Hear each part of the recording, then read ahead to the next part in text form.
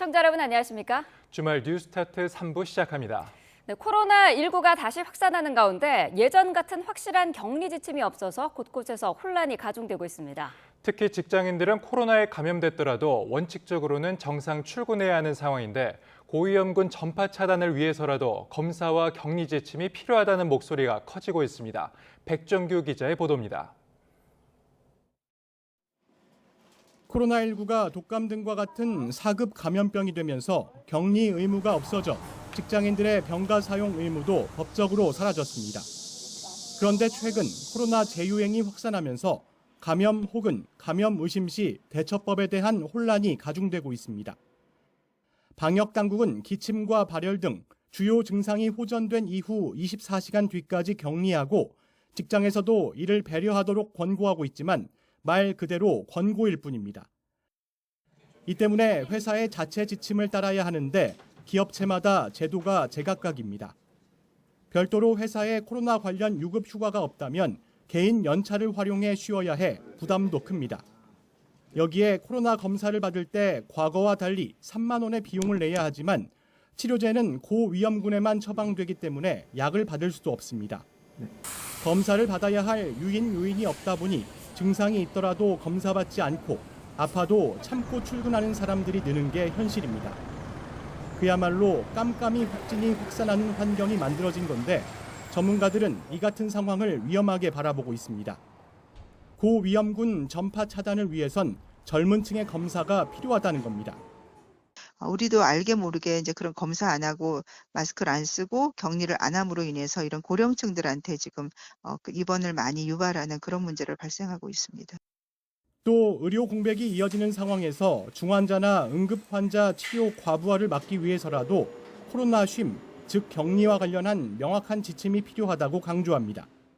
법적으로 가능한 방법들을 빨리 만들어야 될 것 같아요. 그래서 상병수당이라 그래서 본인이 아프다고 하면 이제 유급 휴가를 받을 수 있는 이제 그런 부분들이 이제 강조가 돼야 될 것 같습니다. 코로나 확산세가 급속도로 가팔라질 수 있다는 우려 속에 감염 확산 고리를 끊기 위한 세부적인 방역 지침 마련이 절실해 보입니다. YTN 백종규입니다. 네, 교육부가 전국 초중고등학교 개학 뒤 코로나 확산에 대비해서 예방 수칙을 마련했습니다. 교육부는 먼저 코로나에 감염돼 고열과 호흡기 증상 등이 있는 학생은 등교하지 않도록 권고했습니다. 확진된 학생은 증상이 사라지고 난 뒤에 등교하고 학교에 나오지 않은 기간은 출석을 인정한다고 설명했습니다.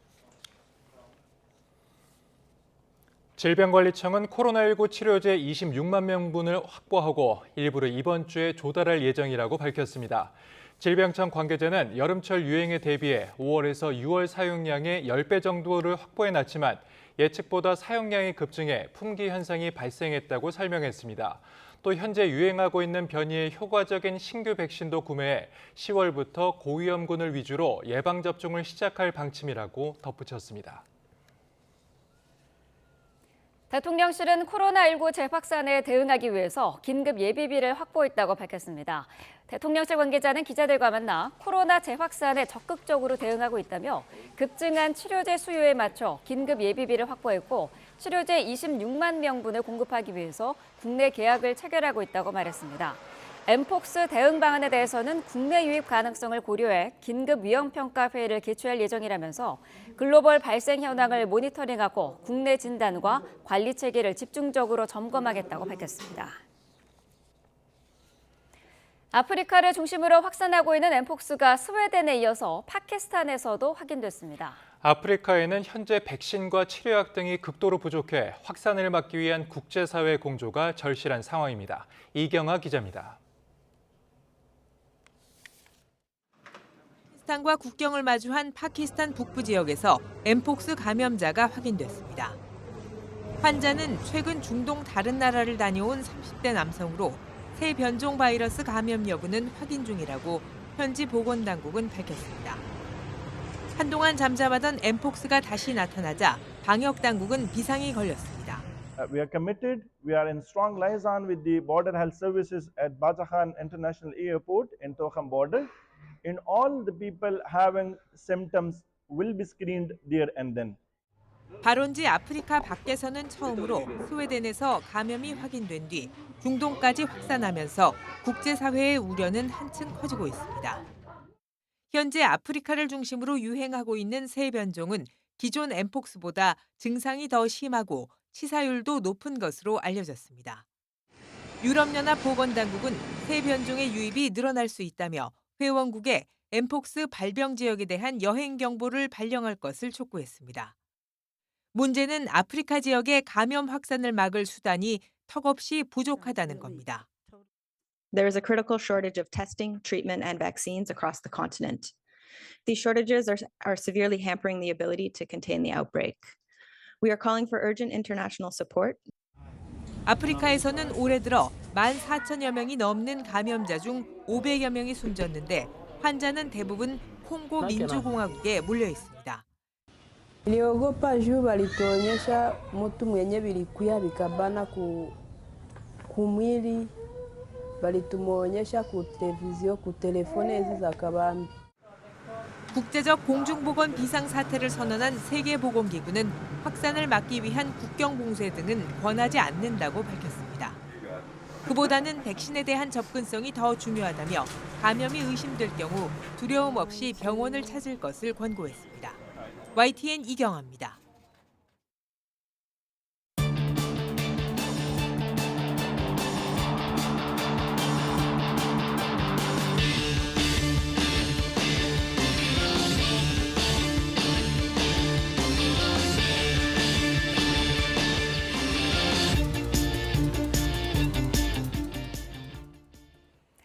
네, 8월 중순이 넘도록 불볕더위 기세가 잠잠해질 기미가 보이지 않고 있습니다.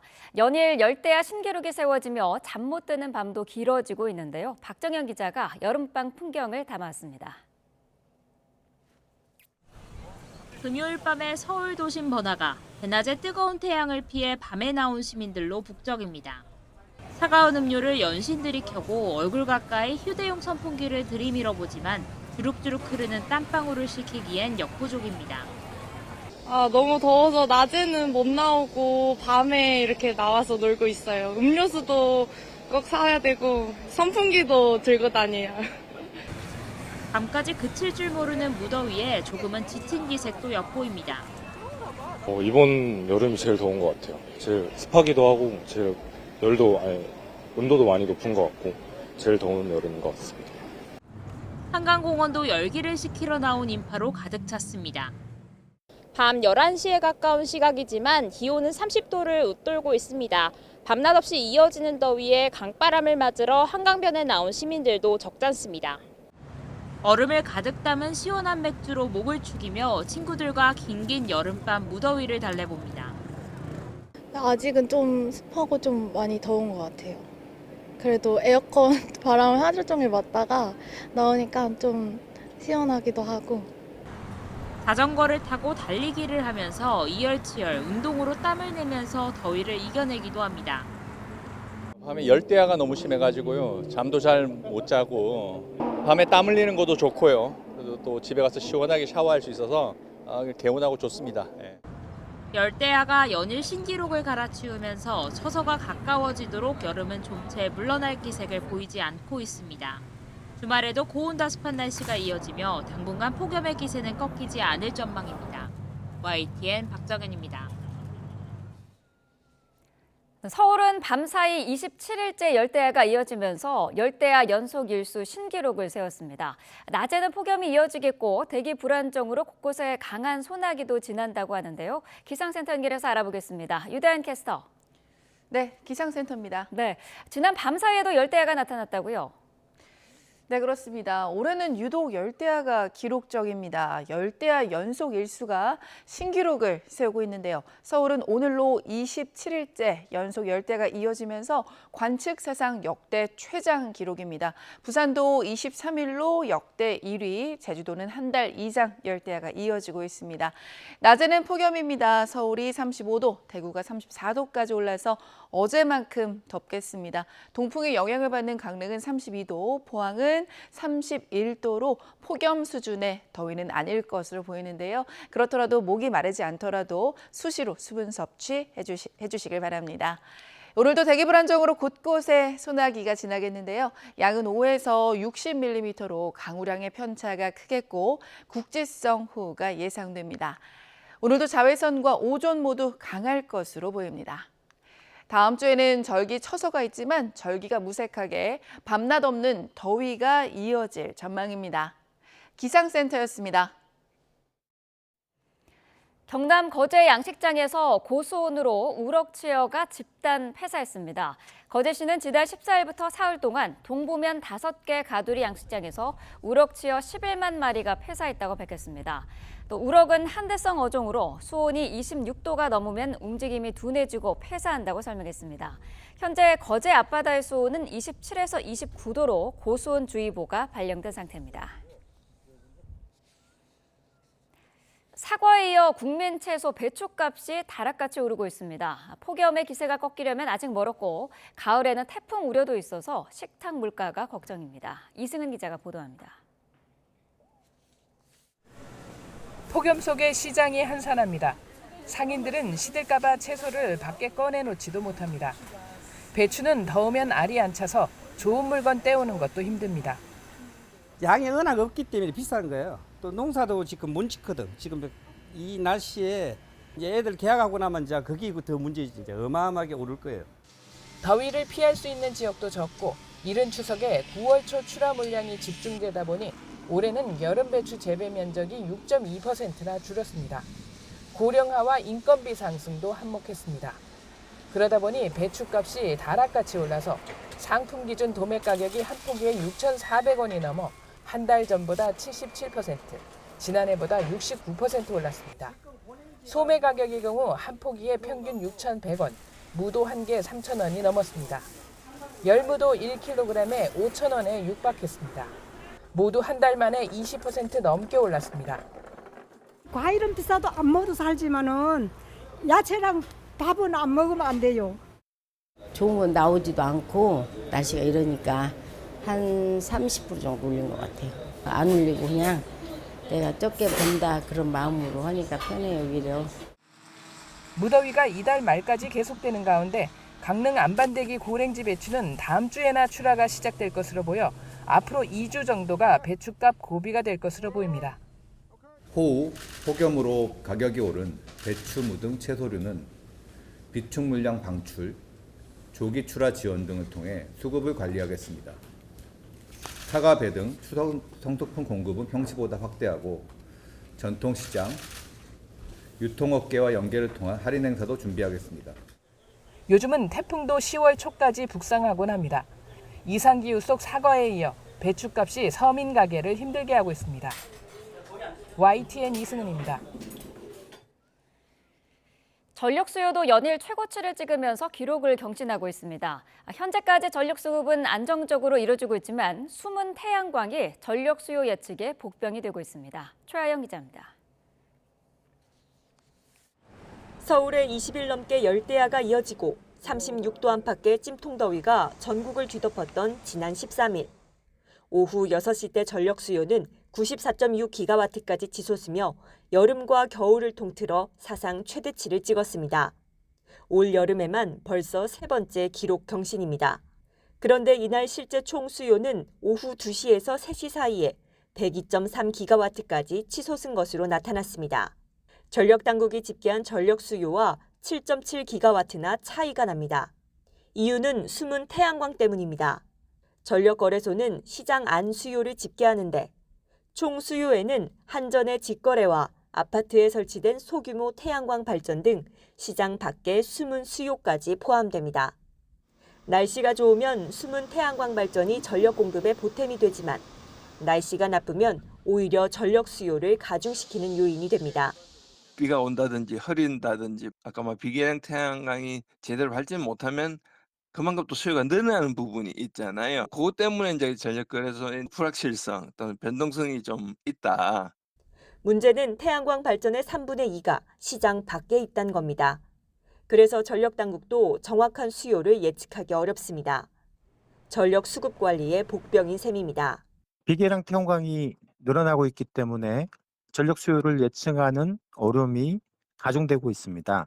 40개소 대표 태양광 발전소에서 데이터를 취득해 예측의 정확성을 높이고자 하고 있습니다. 전력 수요와 공급이 일치하지 않을 경우 대규모 정전 사태가 일어날 수 있는 만큼 정부도 정확한 예측을 위해 방법을 고심하고 있습니다. YTN 최아영입니다. 오늘 새벽 4시 반쯤 서울 상계동에 있는 아파트 단지에서 정전이 발생했습니다. 전력 공급은 30분 만에 모두 복구됐지만 5,400여 세대 아파트 주민들이 열대야 속에서 불편을 겪었습니다. 한 전 관계자는 추후 정확한 경위를 파악할 예정이라고 밝혔습니다. 어제 저녁 7시 40분쯤 경기도 용인시 구갈동 도로에 주차된 테슬라 전기차에서 불이 났습니다. 바퀴에서 소리와 연기를 발견한 운전자가 대피하면서 다친 사람은 없었습니다. 다만 전기차 배터리의 화학 반응으로 인해 온도가 치솟는 이른바 열폭주 현상이 일어나면서 소방당국이 화재 진압에 어려움을 겪었고 불은 4시간 10여 분 만에 꺼졌습니다. 어제 오후 3시 반쯤 경북 포항시 북구 지경항 앞바다에서 수상 오토바이를 타던 40대 남성 A씨가 실종됐습니다. 바다에 오토바이가 뒤집혀 있다는 신고를 받고 출동한 해양경찰은 A씨가 사라진 사실을 파악하고 소방 등과 함께 야간까지 실종자 수색을 했지만 찾지 못했습니다. 해경은 날이 밝는 대로 수색 작업을 이어간다는 방침입니다. 어제 오후 4시 반쯤 충북 영동군 용산면의 주택에서 불이 났습니다. 불은 2시간여 만에 꺼졌지만 주택 내부와 축사 등이 타 소방서 추산 1,300여만 원가량의 재산 피해가 났습니다. 경찰과 소방당국은 집 안방에서 화재가 시작됐다는 집주인 진술을 바탕으로 조사하고 있습니다. 군기훈련, 이른바 얼차려 도중 숨진 육군 훈련병 사건의 첫 재판이 열렸습니다. 당시 훈련을 지시한 중대장과 부중대장에 대해 검찰은 2가지 혐의를 적용했는데요. 직권남용 가혹행위에 대해서는 2사람 모두 대부분 혐의를 인정했지만 학대치사 혐의는 부인했습니다. 지환 기자입니다. 지난 5월 발생한 육군 12사단 훈련병 얼차려 사망 사건. 군기훈련 이른바 얼차려를 지시한 중대장과 부중대장이 구속 50여일 만에 첫 재판을 받았습니다. 검찰이 이들에게 적용한 혐의는 2가지. 군 형법상 직권남용 가혹행위와 형법상 학대치사 혐의입니다. 검찰은 규정을 위반하고 직무 권한을 남용한 2사람이 훈련병에 대한 정신적, 육체적 가혹행위를 했다고 주장했습니다. 또 45분간 군기훈련을 진행하다가 피해자 박모 훈련병이 열사병에 의한 다발성 장기부전으로 숨진 만큼 자신들의 감독과 보호를 받는 피해자를 학대해 사망에 이르게 했다고 봤습니다. 이에 대해 피고인 측은 잘못을 깊이 반성한다면서도 일부 혐의는 부인했습니다. 일단 규정을 위반한 훈련이 진행된 만큼 군 형법상 직권남용에 따른 가혹행위는 대부분 인정했습니다. 반면 3년 이상 30년 이하 징역이 가능한 형법상 학대치사 혐의에 대해서는 고의성이 없었고 훈련병들의 사망 예견 가능성이 없었다며 부인했습니다. 특히 중대장은 책을 꽉 채운 비정상 완전 문장을 지시한 건 자신이 아니라고 주장했고 부중대장은 중대장이 연병장에 나와 직접 군기훈련을 집행한 후부터는 자신은 아무 권한이 없었다고 반박했습니다. 중대장과 부중대장이 앞으로 있을 공판에서 서로를 증인으로 신청한 상황. 피해자 박모 훈련병 유가족은 법정에 나와 재판부에 엄한 처벌을 요구했습니다. 참 유족으로서는 참담한 심정입니다. 법적인 어떤 논리로 그 모든 책임을 빠져나가겠다는 그런 입장으로 보여집니다. 재판부는 이달 말 숨진 박 훈련병과 함께 얼차려를 받은 당시 훈련병 5명을 상대로 증인 신문을 진행할 예정입니다. 규정을 위반한 얼차려라는 점은 인정했습니다. 하지만 죽음에 이르게 할 정도로 고의성을 갖춘 학대라는 점은 인정하지 않았습니다. 앞으로 있을 재판에서는 이 점에 대한 치열한 공방이 예상됩니다. YTN 지환입니다. 사이비 종교를 고발하는 다큐멘터리 나는 신이다를 연출한 조성현 PD가 검찰에 넘겨졌습니다. 서울 마포경찰서는 최근 성폭력 처벌법 위반 혐의로 조 PD를 검찰에 송치했습니다. 경찰은 조 PD가 연출한 나는 신이다에서 JMS 여신도들의 나체 영상이 모자이크 없이 등장하는 것은 영리 목적의 영상 반풀하며 성폭력 특별법 14조 위반 소지가 있다고 설명했습니다. 자신이 폭행한 사실을 경찰에 신고했다는 이유로 같이 사는 여성 몸에 불을 지른 남성에게 법원이 징역형을 선고했습니다. 인천지방법원은 살인미수 혐의로 재판에 넘겨진 30대 남성 A씨에게 징역 8년을 선고했습니다.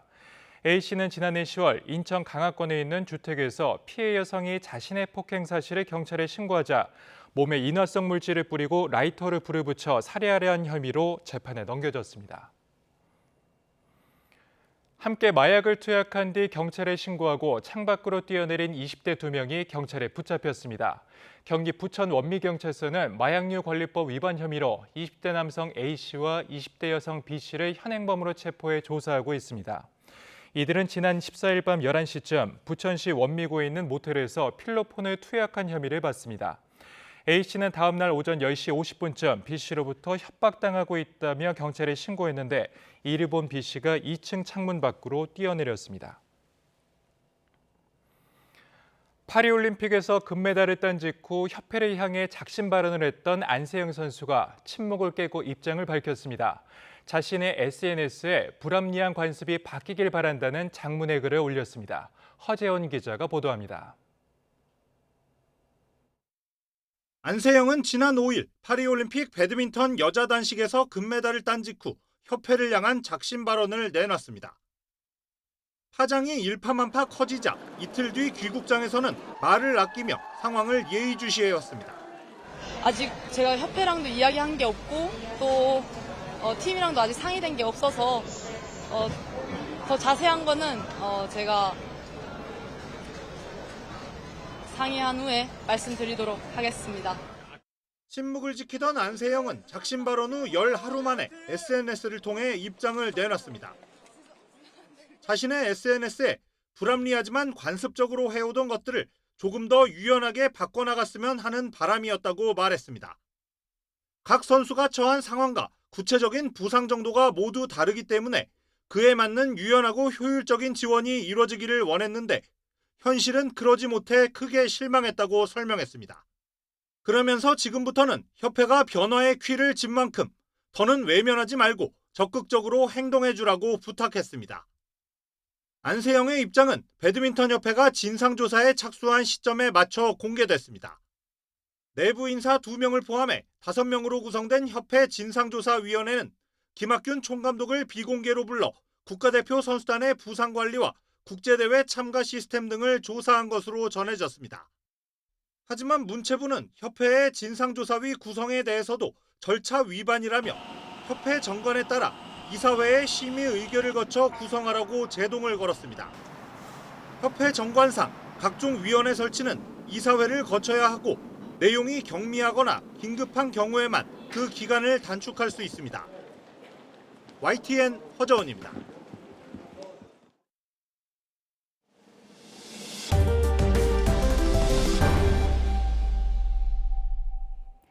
윤석열 대통령이 전국민 25만 원 지원법과 노란봉투법에 대해 제2요구권을 행사했습니다.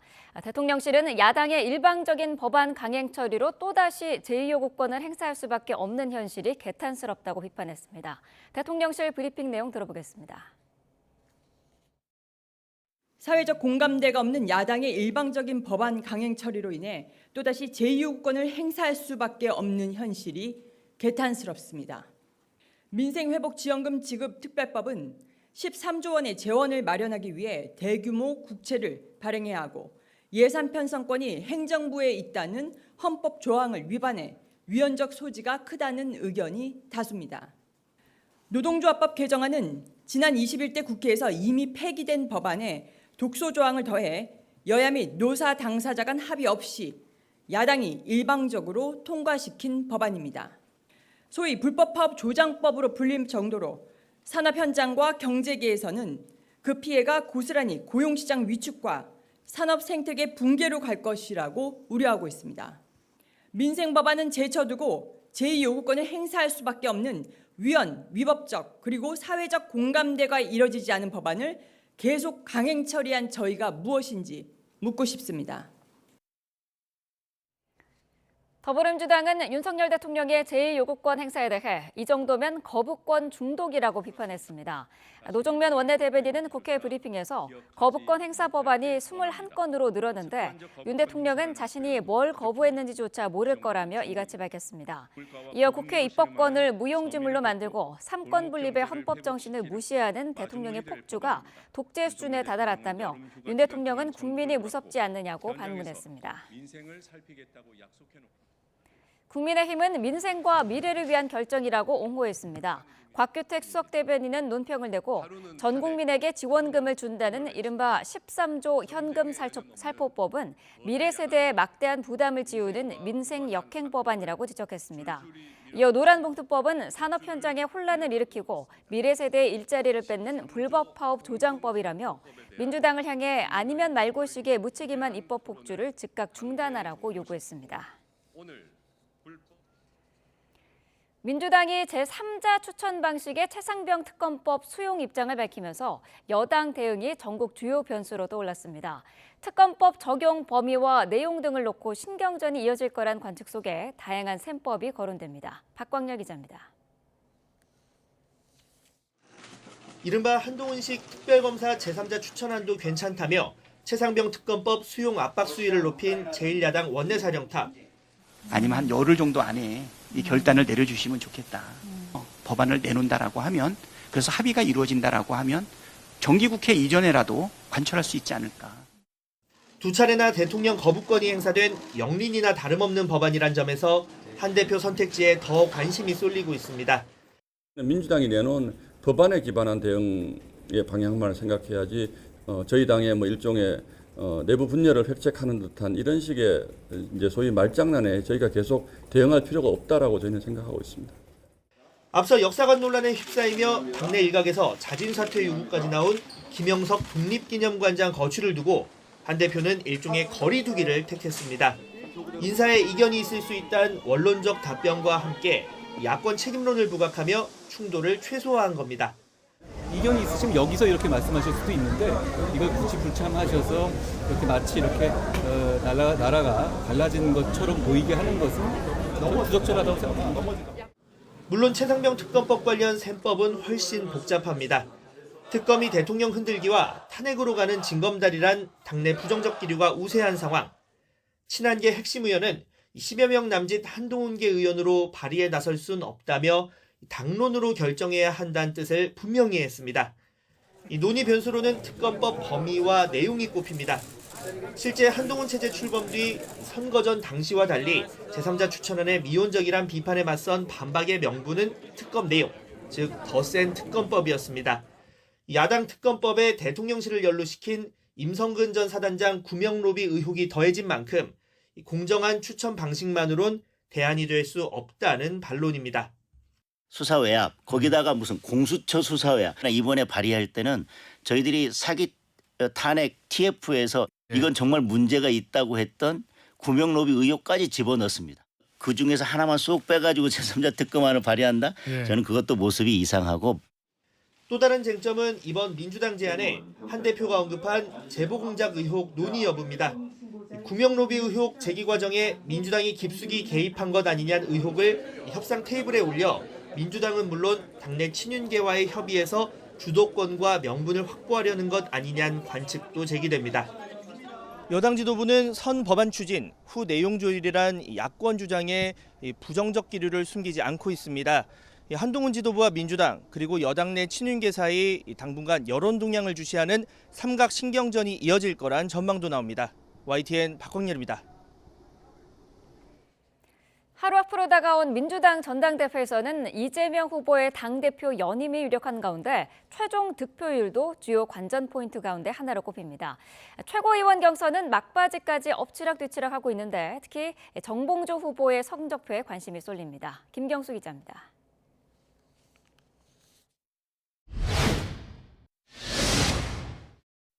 당대표 경선에서 이재명 후보는 일찌감치 어대명, 어차피 대표는 이재명 기류를 붙였습니다.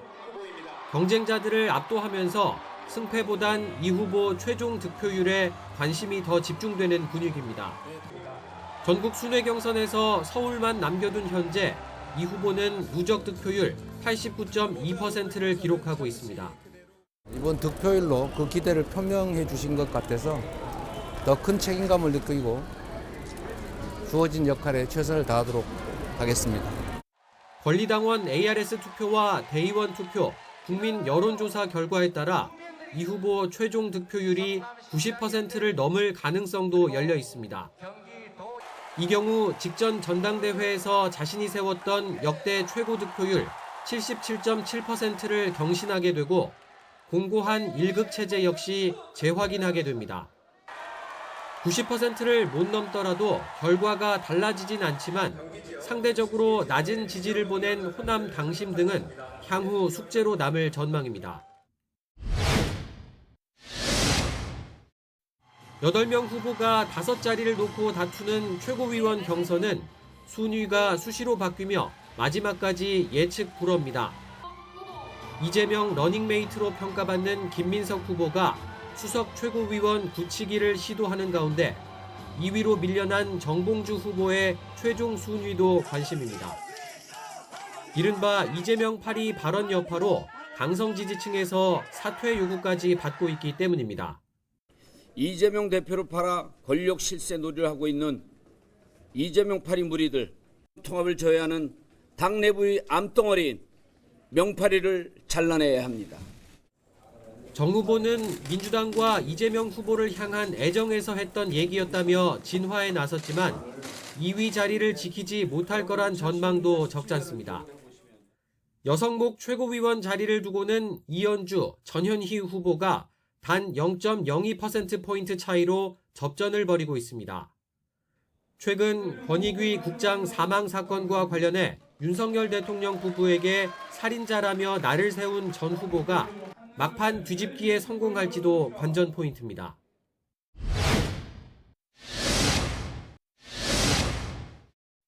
민주당은 당원 주권 시대를 천명하며 이번 전당대회 이름도 전국 당원대회로 바꿨습니다. 하지만 권리당원 투표율이 20%대로 생각보다 저조하다는 평가도 나왔는데 민주당은 아직 남은 ARS 투표까지 지켜봐야 한다고 설명합니다.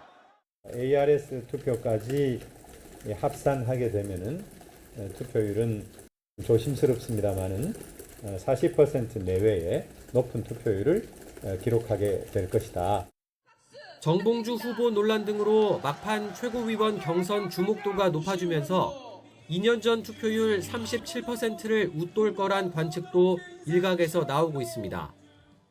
앞으로 거대 야당을 이끌 이재명 2기 체제 면면과 함께 이 후보가 연임 수락연설에 어떤 내용을 담을지도 눈길이 가는 대목입니다.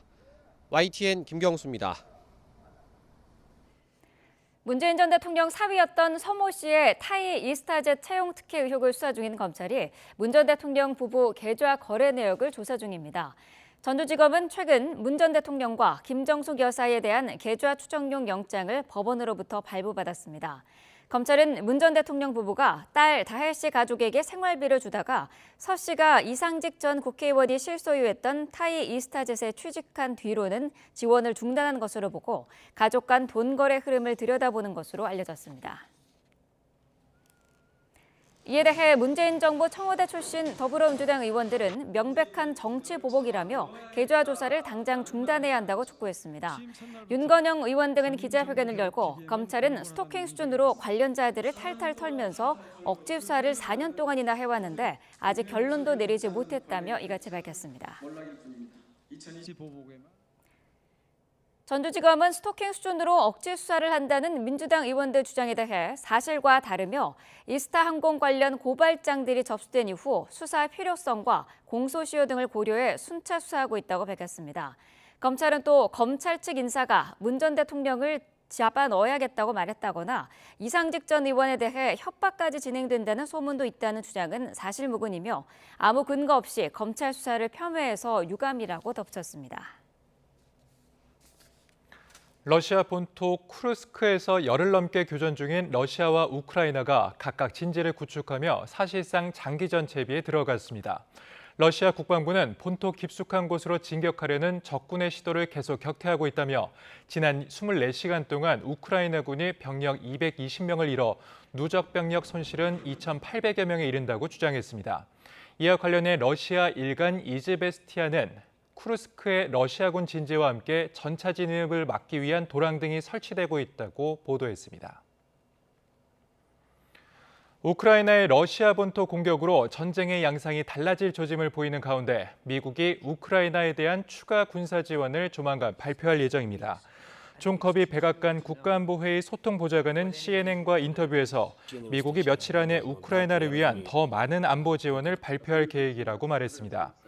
미국 정치 전문 매체 폴리티코는 우크라이나가 러시아 본토 공격에서 성과를 거두는 상황에서 미국이 장거리 공대지 미사일 제즘을 제공하는 방안을 긍정적으로 검토하고 있다고 보도했습니다. 김정은 북한 국무위원장과 블라디미르 푸틴 러시아 대통령의 신뢰가 최고조에 달했다고 러시아 외무부 고위 관계자가 밝혔습니다. 타스 통신에 따르면 러시아 외무부 제1아주국장은 주 러시아 북한 대사관이 개최한 광복절 기념행사에 참석해 지난 6월 푸틴 러시아 대통령의 평양 방문을 언급하며 이같이 말했습니다. 국장은 이 방문으로 양국 정상의 상호 신뢰가 최고조에 달했다며 양국 관계와 다양한 교류를 강화할 기회에 넓은 지평을 분명히 드러냈다고 덧붙였습니다. 이어 우크라이나전 이후 북한이 러시아에 대한 흔들리지 않는 지지를 보이는 것에 사의를 표했습니다. 미국 민주당 대선 후보인 해리스 부통령이 대기업의 가격 폭리에 철퇴를 가해 물가를 잡겠다는 공약을 발표했습니다. 반면 트럼프 전 대통령은 석유 시출을 더 늘려 기름값을 안정시키겠다는 데 방점을 찍었습니다. 워싱턴에서 권준기 특파원입니다. 물가 안정을 경제정책의 최우선 과제로 꼽은 해리스 부통령. 과거 아르바이트 경험을 내세우며 트럼프와 차별성을 부각했습니다. Later in college, I worked at McDonald's to earn spending money. Well, some of the people I worked with were raising families on that paycheck. 해리스는 물가를 잡기 위해 대기업의 바가지 요금 단속에 집중하겠다고 밝혔습니다. 특히 식료품 값을 올려 폭리를 취하지 못하도록 수사와 처벌을 강화하겠다고 약속했습니다. And I will work to pass the first ever federal ban on price gauging on food. My plan will include new penalties for opportunistic companies that exploit crises and break the rules. 반면 트럼프 전 대통령은 해리스의 가격 통제 정책이 공산주의라고 비판했습니다. 석유 시출을 늘려 기름값부터 잡아야 물가를 안정시킬 수 있다고 주장했습니다.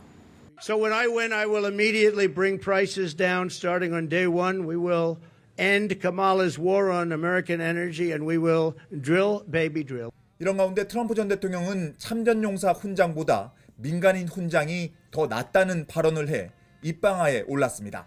They're either in very bad shape because they've been hit so many times by bullets or they're dead. She gets it and she's a healthy, beautiful woman. 부통령 후보 호감도 조사에서는 해리스가 지명한 월즈가 트럼프의 벤스를 39대 32로 앞서는 것으로 집계됐습니다. 해리스 부통령은 다음 주 전당대회를 앞두고 있어 컨벤션 효과를 통해 확실한 지지율 우위를 점할 수 있을지 주목됩니다. 워싱턴에서 YTN 권윤기입니다. 뉴욕 증시 3대 주가 지수가 나흘 연속 강세를 보이며 장을 마쳤습니다. 뉴욕 증권거래소에서 다우존스 지수는 전날보다 0.24% 오른 4659.76에 거래를 마감했습니다. S&P 500 지수는 0.2% 상승한 5554.25, 나스닥 종합지수는 0.21% 오른 17631.72에 각각 마감됐습니다. 이로써 3대 주가지수는 지난 13일부터 4거래일 연속 동반 상승했습니다. 뉴욕 증시가 한 달여간 이어진 약세를 끝낸 것은 이번 주 나온 7월 미국 생산자 물가지수와 소비자 물가지수, 소매 판매 지표가 미국의 소비력이 견고하다는 점과 물가 상승률 둔화세를 보여준 데 따른 것입니다. 평소 여성에 대한 끔찍한 범죄로 악명이 높은 인도에서 30대 의사가 근무하던 병원에서 성폭행을 당한 뒤 살해되는 충격적인 사건이 일어났습니다. 인도 전역에서 항의 시위가 잇따르는 가운데 의사 100만 명이 시한부 파업을 벌였습니다. 보도에 유투건 기자입니다. 인도에서도 손꼽히는 대형 병원이 폐허로 변했고 정문 앞에선 밤샘 시위가 이어지고 있습니다. 지난 9일 이 병원에서 근무하던 30대 수련이가 성폭행을 당한 뒤 잔혹하게 살해됐습니다. 병원 안에 휴게실이 없어 36시간의 근무를 마치고 세미나실에서 잠을 청했다가 참변을 당한 것으로 알려졌습니다. 용의자는 병원의 30대 자원봉사자로 6시간 만에 체포됐습니다. 사건 초기 경찰과 병원 당국이 소극적으로 대처했다는 의혹까지 불거지면서 수도 뉴델리를 포함한 인도 전역에서 항의 시위가 시작됐습니다. 수련이들이 무기한 파업에 돌입한 가운데 의사협회는 회원 100만여 명에게 시한부 파업을 요청했습니다. We don't have facilities to stay, to sit. We don't have washroom differently for girls. देश की औरतों के साथ ऐसा लग रहा है कि हम इतना पढ़ लिख के क्या अचीव कर रहे हैं। सेम ट्रीटमेंट हो रहा है अनपढ़, गरीब, अमीर। 모디 인도 총리가 나서 강력한 처벌을 약속했지만 시위대의 분노를 잠재우기엔 역부족인 상황입니다. हमारी माताओं, बहनों, बेटियों के प्रति जो अत्याचार हो रहे हैं, उसके प्रति देश का आक्रोश है, जन सामान्य का आक्रोश है। इस आक्रोश को मैं महसूस कर रहा हूं। 인도에선 지난 2012년 대학생이 버스에서 집단 성폭행을 당한 뒤 살해되는 끔찍한 사건이 일어나 전 세계에 큰 충격을 줬습니다. 이후 성범죄에 대한 처벌을 대폭 강화했지만 크게 달라지는 건 없었습니다. 지난 2022년 한 해에만 3만 천여 건의 성폭행 사건이 발생해 하루 평균 86건에 이르렀습니다. 성폭행 피해자에게 낙인을 찍는 분위기와 경찰에 대한 뿌리 깊은 불신을 고려하면 실제 범행 건수는 훨씬 더 많을 것으로 추정되고 있습니다. YTN 유튜건입니다. 미국 캘리포니아 남부 해안에서 최후의 날 물고기란 별명을 가진 상갈치가 발견됐습니다. UC 샌디에이고 스크립스 해양연구소는 지난 10일 캘리포니아 라호이아 코브 해안에서 3.66m 길이의 죽어있는 상갈치가 발견됐다고 밝혔습니다. 상갈치는 길이가 9m 넘게 자랄 수 있는데 일반적으로 심해에 살기 때문에 병들거나 죽을 때 또는 방향 감각을 잃을 경우 수면 가까이 올라와 발견된다고 연구소는 설명했습니다. 이 상갈치는 심해 희귀 어종으로 세계 일부 지역에선 지진 등 재앙의 전조로 여겨지지만 아직 과학적 근거는 없습니다. 2011년 동인도 대지진이 발생하기 전에 상갈치 20마리가 일본 해안에 떠밀려온 것으로 알려졌지만 근거 없는 미신이라는 일본 연구팀의 연구 결과가 2019년 나왔습니다.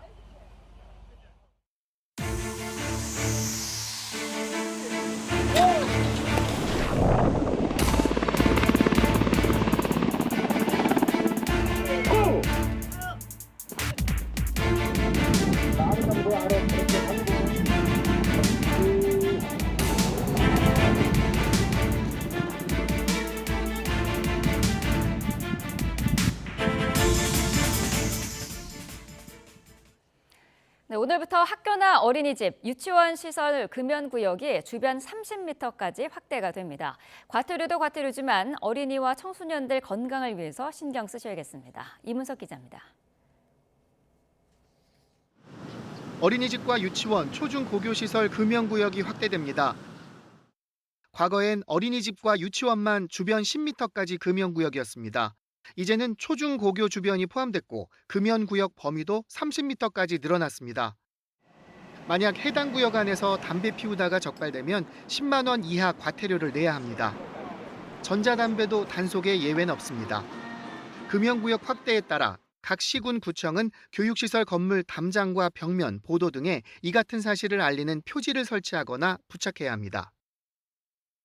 전반적으로 아동 청소년의 간접 흡연으로부터의 피해를 줄이기 위해서 교육시설 주변의 금연구역이 확대됐다고 이해하시면 좋을 것 같습니다. 교육시설뿐 아니라 다수가 이용하는 시설과 장소로 금연구역이 확대하는 추세입니다. 최근 16인 이상이 타는 낚시어선이 금연구역에 해당한다는 법령 해석이 나오면서 새로 단속 대상에 포함됐습니다. 또 지방자치단체가 필요하다고 인정하면 조례로 일정 장소를 금연구역으로 지정할 수 있어서 금연거리나 버스 정류장 주변 금연구역도 부쩍 늘었습니다. 이 밖에도 지난 국회에서 아파트 같은 공동주택 금연구역 지정 요건을 완화하는 내용의 법안이 발의되는 등 앞으로 흡연자가 설 자리는 더욱 좁아질 전망입니다. YTN 이문석입니다. 네, 우리나라 산지에는 생태 자연 등급이라는 게 매겨집니다. 등급에 따라 식생과 생태계가 우수한 지역은 개발을 제한하기 위해서지만 오히려 자치단체마다 기준을 따로 만들어 개발을 허가하기도 하는데요. 탄소 중립도시 조성에 나선 지자체도 마찬가지였습니다. 시청자 제보를 홍성욱 기자가 취재했습니다. 강원도 춘천의 한 농촌마을 야산. 산지 일부를 깎아내고 택지 조성 공사가 이루어지고 있습니다. 이미 주변 나무를 모두 잘라내고 터닫기 공사를 마무리했습니다. 이 지역에 있는 아주 자연적으로 우거진 그런 소나무들이 다 절단이 되고 파쇄되고 이 지역에 있는 수목들은 완전히 다 없어진 그런 상태입니다. 해당 지역은 환경부가 정한 생태자연도 2등급의 환경성 평가 1등급 숲입니다. 자연훼손이 발생할 수 있는 무분별한 개발을 제한한 곳. 하지만 건축주는 지난해 춘천시로부터 해당 산지 일부 지역에 산지 전용과 건축 허가를 받아냈습니다. 심지어 산지 전체를 택지로 개발해 분양하겠다는 광고를 내기도 한 상황. 어떻게 된 일일까? 춘천시는 2년 전 도시생태 현황 지도를 제작해 산지 개발 시 참고하고 있습니다. 환경부 기준으로는 생태자연도 2등급이지만 춘천시가 제작해 분류한 등급은 4등급으로 조례상에도 위반되지 않아 개발이 가능해진 겁니다. 생태자연도 2등급 지역 개발은 산림 훼손을 최소화해야 한다는 조건이 있지만 자치단체는 편의대로 해석해 허가를 내줬습니다. 생태자연 등급 2등급은 개발을 제한한다라고 명시가 되어 있는 것은 아니에요. 그렇기 때문에 제가 이거를 근거로 들어서 여기 산림을 훼손을 하지 마라 그렇게 얘기를 할 수는 없거든요. 자치단체 입맛에 맞게 다시 기준을 만드니 환경부 등급은 있으나 마나 식생이나 숲 생태계와 상관없이 곳곳에서 산지 개발이 이루어지고 있습니다. 탄소 중립 도시를 표방하며 5년간 150톤 온실가스를 감축하겠다는 자치단체 포부 역시 무색해 보이는 이유입니다. YTN 홍서욱입니다. 네, 이상으로 주말 뉴스타트 마칩니다. 시청해주신 여러분 고맙습니다.